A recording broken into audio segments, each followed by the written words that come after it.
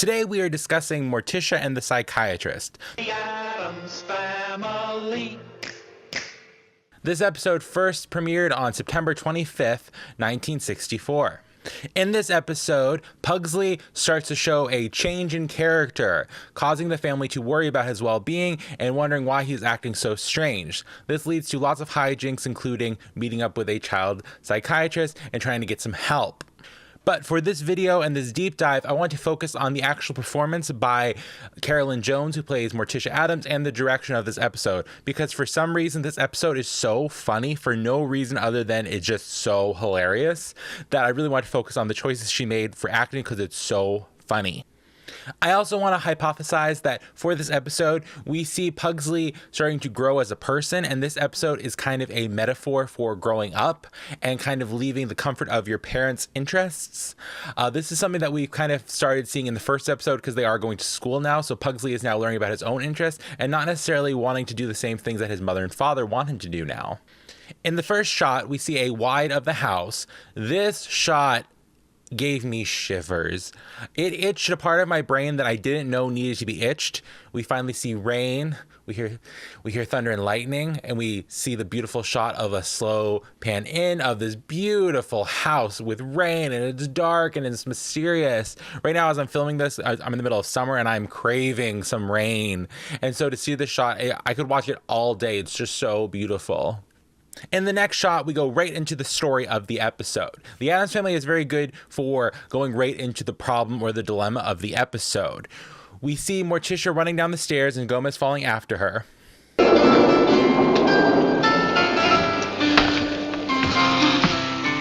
It's unbelievable. Our own son. He was always such a good boy, keeping to the basement, playing with his octopus. It's terrible. You must do something about it. I will say there's one shot that is so random that I laughed literally out loud. It was so funny. So Morticia and Gomez are on the stairs. Grandmama, Fester, and Wednesday are standing behind them on a higher step. And Morticia says that we have to help fix Pugsley and help him get back on the right track for the Addams honor. And then they hard cut to Grandmama, Fester, and Wednesday standing there with this look of just awe on their face, and they say that with the Addams Family honor, and the juxtaposition is so random, it's so funny, it made me laugh so hard, and it's just such a dry sense of humor that really you can kind of see throughout the rest of this episode that they randomly take very interesting directorial choices about how they kind of show different shots for comedy. After all, darling, the Addams Family honor. You're right. Family honor. This episode was directed by Gene Yearborn. I hope I said that right. I really hope we see more episodes directed by Gene because this one's really funny. Might not be my favorite storyline, but it's very just randomly funny and really well directed. The next shot we see are the family standing outside of Pugsley's room. Gomez is looking in saying, oh no, he's wearing it. And they're leading up to this big reveal where it's like he's wearing something so crazy and so outrageous and it's so shocking. The family's so worried. And Morticia says, I have to see it with my own eyes. She opens the door. And to no one's surprise, Pugsley's wearing a Eagle Scout uniform. And they are like, the horror, the horror. I like the juxtaposition because they're very much clearly trying to amp it up to be something so terrifying and so scary. But since it is the Addams Family, it's going to be something kind of very normal for someone his age. I will say I also really love the performance of Pugsley's actor. He is saluting over and over again, and it's very wooden and very like disjointed. And I feel like some people might criticize that as wooden acting, but there's absolutely no world where Pugsley would know how to properly salute. So I think it's so funny that he is trying so hard to practice what he's seen, and it's coming across so wooden and so unusual for him because he wouldn't know what he was doing. So that is such a funny little choice, and I'm glad they kept that shot of him doing that over and over again because it's just so makes sense for the character. Then go to the playroom where Fester is reading the riot act to Gomez and Morticia, saying that they are spoiling the children. No wonder Pugsley's acting out. They spoil him, according to Fester. You spoiled the boy, that's what you've done. How? How? Well, what other boy has a playroom like this? I don't see any harm in a few simple toys. I have noticed that in the first episode, Wednesday was more of the main kid they focus on, and now this one's going to be more focused on Pugsley. So I am curious to see if each week we will kind of go back and forth of which kid is like the kid of the week. So I'm curious to see if they kind of keep this pattern going. Either way, Fester really is going in. He's being very much that overbearing uncle that I think we all have. The one who really doesn't have children of their own, but they have a lot to say about how kids are raised, even though they don't really have any right to be talking like this. They really do present Fester as this know-it-all kind of character. I will say the funniest part about this is how Morticia is lounging. Mother 8 in this scene. She commands the whole room and it's not even focusing on her. Fester is going off about how he was raised so much better than these children, how when he was a kid, he was raised a certain way. And it's so funny because Morticia's response to it is iconic.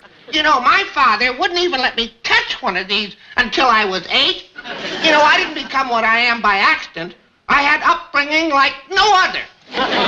Like no other. And the way Carolyn Jones responded is so hilarious to me. She stares off into space and goes, like no other. And I take this as there's two different ways to interact with the way that she said this. I think one could be she knew Fester's family because, like I said in the first video, she is his niece. This Uncle Fester is Fester Frump in this series, so Morticia knows his family and knows how he was raised. So on some level, she's calling him out a little bit about he was raised like no other, but not in a good way like he thinks. Or the other direction I want to take this kind of thought process is that I think Morticia's high in this scene. And I have something to back this up. Later on in the series, she makes a quote saying that, is it okay if she smokes? So Morticia smokes. Of course, the joke ends up being that she puts her arms together and smoke comes out, and that's how she smokes. But on some level, Morticia is a smoker. So I think this could be a way of saying, this could be a scene where she's just out there. She is zoned out, and she's like no other. Like no other. I don't know. It's very much giving me Francine Smith when she chugs a 2-liter of soda.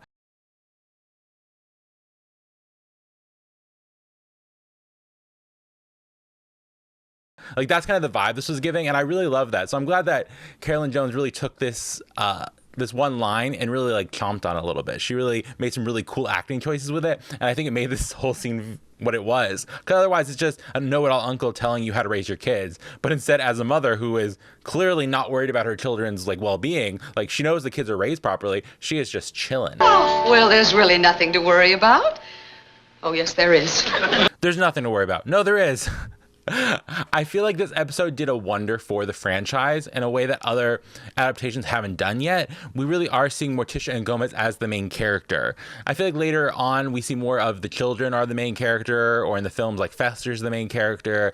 But in this sitcom, it's very much Morticia and Gomez are the leads. And they are very much taking all the energy that's being given and they are acting it. They're going for it. They are like presenting very funny lines. So kind of seeing Morticia have this little meltdown of, it's fine, he's fine. No, he's not.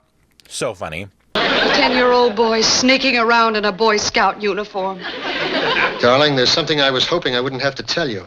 The other afternoon, I saw Pugsley playing with a bat. A bat?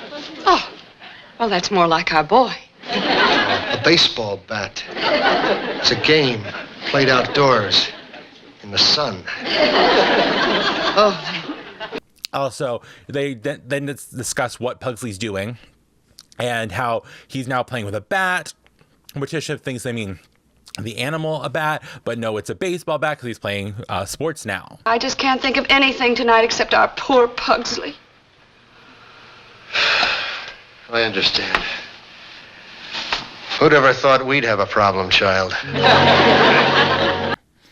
The Addamses cannot figure out what to do about this problem. They are at a loss and they are super worried about Pugsley. Then out of nowhere, Morticia says this.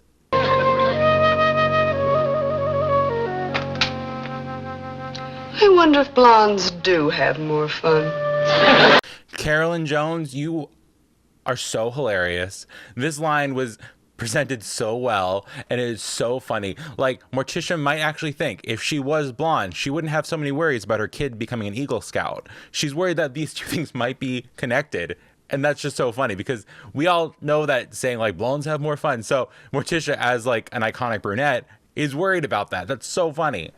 The next scene, we do start to see why they have a good reason for being worried. It's not just that he's an Eagle Scout or acting a little out of character. He's now starting to not pay attention to his pet octopus, Aristotle. He knows how to ball. I know Aristotle. Yeah, that's what Taylor Swift was talking about. This octopus, I believe. Gomez! What is it? He's out there playing with it. Maybe it's a baby armadillo. Please, let's not pretend. We all know what it is. It's a Puppy. Pugsley is ignoring his pet octopus to get a puppy, or as the Addams say, a Puppy. Gomez then goes to talk to Pugsley about this, and Pugsley hides the puppy. Gomez tries to relate to Pugsley on this, talking about how when he was younger, he went through different changes of trying out new things. Pugsley worries that he wouldn't necessarily be able to picture his father as a 10-year-old, which honestly, here's the thing, Pugsley. I'm going to guess your father looked pretty much the same. We all know he definitely had that mustache at the age of 10. He just had to, and he probably wore like a striped t-shirt.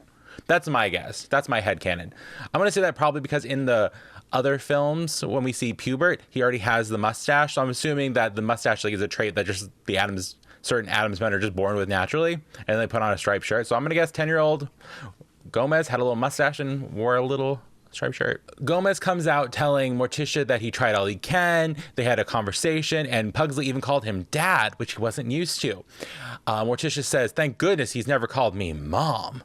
I think this is a very interesting kind of thing to look at, though, because on some level, this does kind of lean into the fact that Pugsley's growing up. He is no longer giving them the nicknames that they prefer, but nicknames that he wants to say. So on some level, we could say it's not just a change of heart. He is growing up. He's no longer calling them mother and father. He's going to start transitioning it to mom and dad, which is something that we do start seeing when kids start getting older and start growing up. They are just not particularly ready for it. But this makes sense because Pugsley is being forced into a bigger world that they may not actually be a part of quite yet.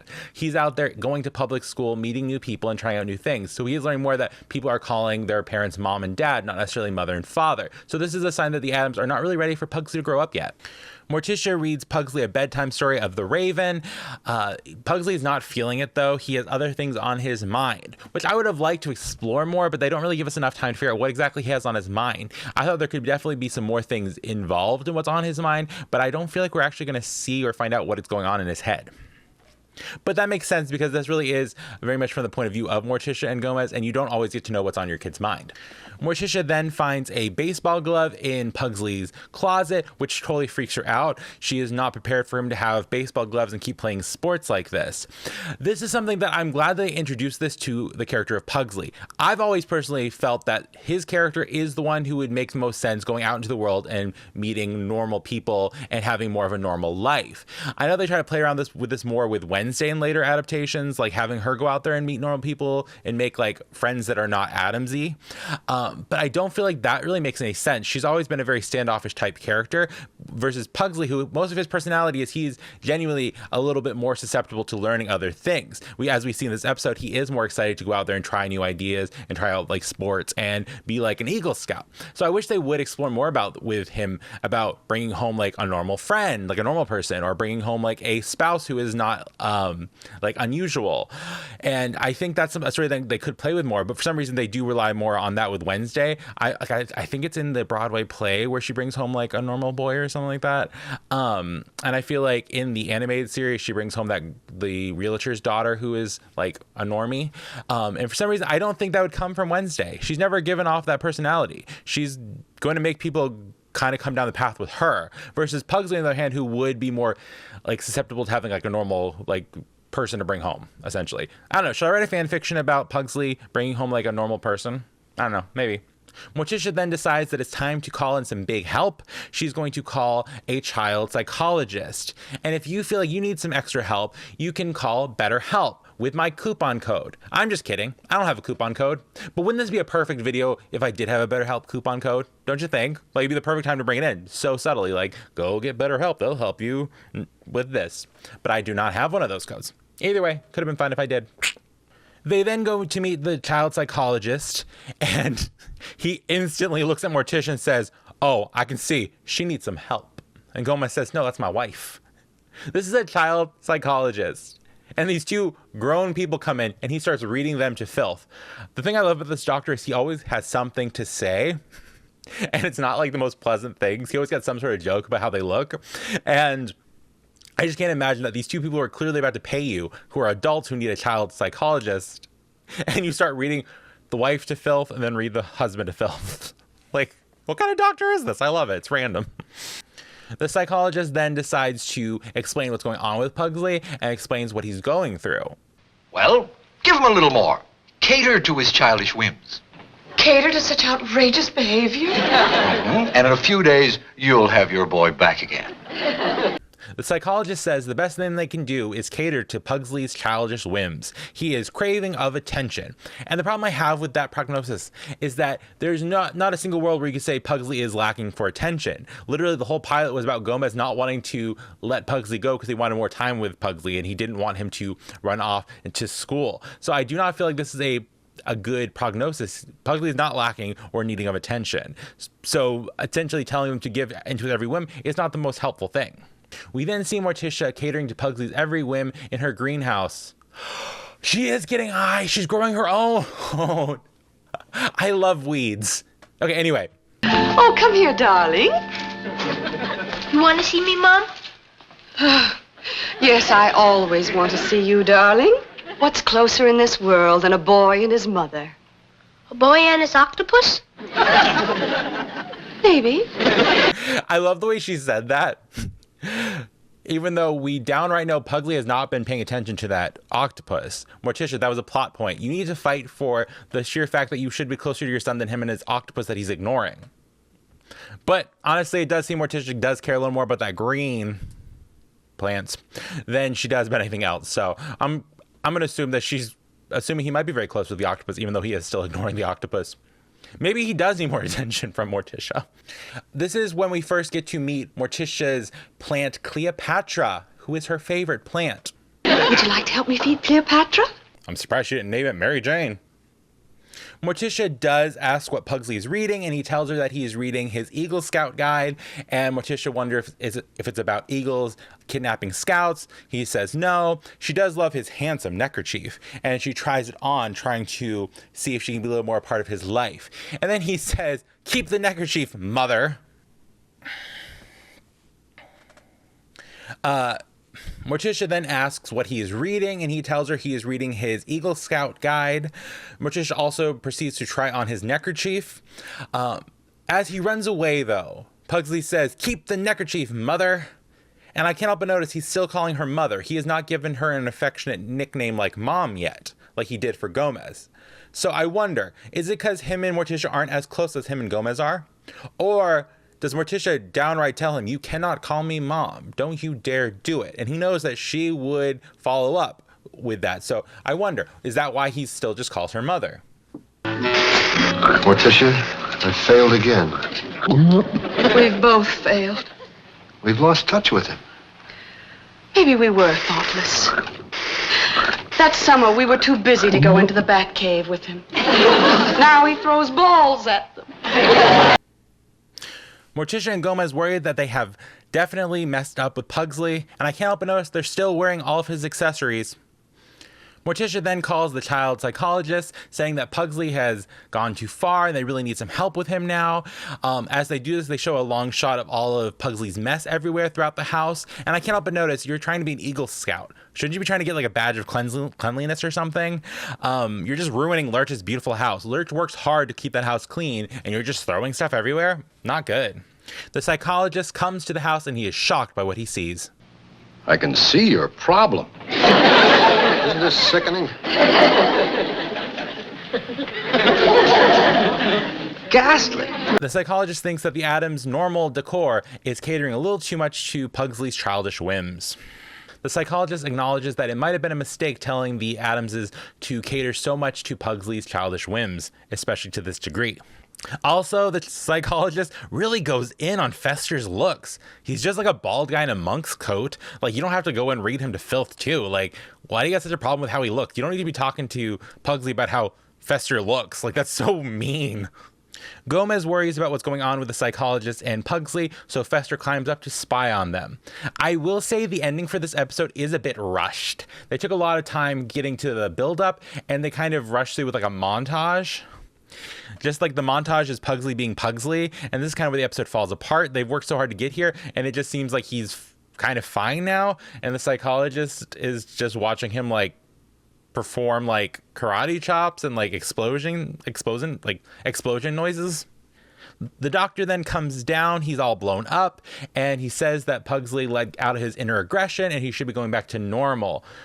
So what does that mean? Did Pugsley actually blow him up? Did Pugsley like take out a bunch of anger on this guy? We didn't really get to see it. We just saw a montage of him karate chopping and stuff like that. So there's just a lot of unresolved issues in this episode.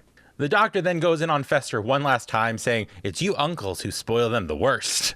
It's just like, why are you talking to this guy? Like, doctor, why are you talking to Fester like this? Like, just leave. The Addams then throw out all of the Eagle Scout stuff. All's well that ends well.